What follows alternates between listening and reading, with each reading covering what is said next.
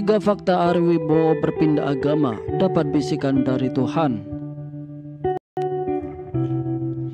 Ari mengaku ia awalnya hanya ikut teman-temannya untuk mengikuti kebaktian di gereja tersebut.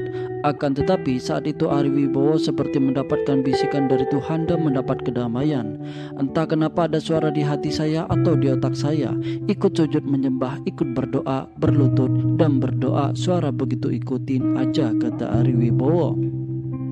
Aku ikuti saja, selesai berdoa gue lihat langit, gue rasa indah banget, damai banget, gue merasa disayang. Hanya itu yang bisa gue menggambarkan anak 9 tahun yang gak ngerti ketuhanan. Tuhan itu ada dan sayang gue, imbuhnya.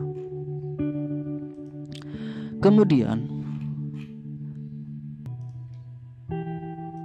diberkahi anak setelah napak tilas.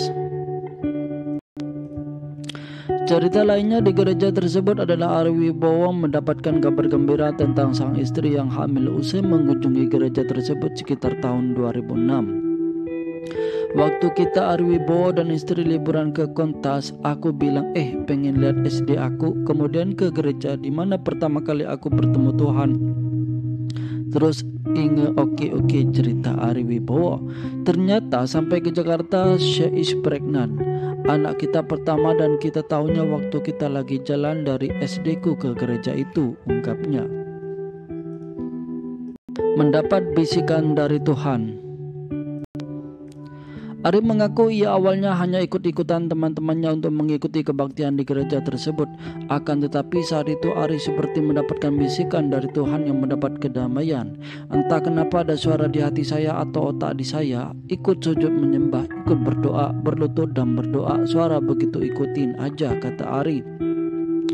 Aku ikuti aja, selesai berdoa gue lihat langit, gue rasa indah banget, damai banget, gue merasa disayang. Hanya itu yang bisa gue menggambarkan anak 9 tahun yang gak ngerti ketuhanan. Tuhan itu ada dan sayang gue, imbuhnya. Islam sejak lahir. Sejak lahir Ari Wibowo diajarkan agama Islam oleh sang ayah. Akan tetapi seiring bertambah dewasa Ari Wibowo dalam agama Kristen. Hal itu terjadi saat Ari Wibowo tinggal di Jerman sewaktu masih kecil sekitar usia 10 tahun. Kala itu ia bersekolah di daerah Kontas, Jerman dan merasa tertarik memasuki sebuah gereja.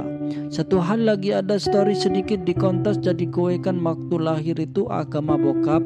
Kemudian waktu gue di Jerman sebetulnya gue pernah ke gereja padahal gue non-Kristen, kata Ari Wibowo. Tapi gue masuk ke gereja dan di situ Tuhan pertama kali kayak memperkenalkan diri ke gue. Gila nggak, sambungnya.